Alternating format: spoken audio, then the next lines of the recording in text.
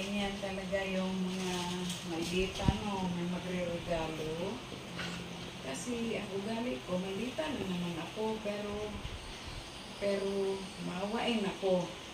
Kasi yung ugali ko, hindi nakatago yung aking masamang ugali. Talagang yun na yun.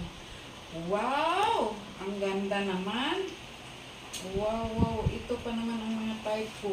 Yan. See, oh. Yung cellphone ko, ito barya. Ito barya.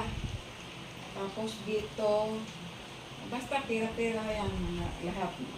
Tapos, dito ko na lang yung cellphone para easy to take out from inside. So, wow, ganda ko. Ganda type ko kasi ano siya, yung parang waterproof, ganon yung water resistant.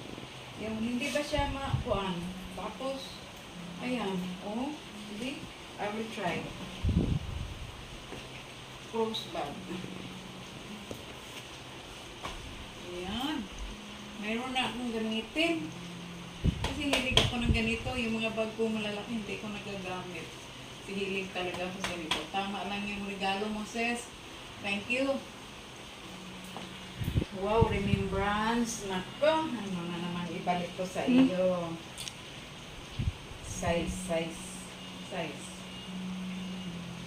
Ayun, continue lang. Wow, ganda talaga. I love it, sis. Thank you so much for the gift. Wow, even at my birthday, you really, giving some gift, and I really appreciate what you are giving to me. And I love you, and I like it.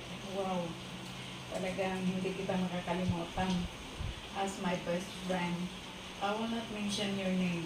I just say thank you and God bless you, okay? Bye! This is it for now.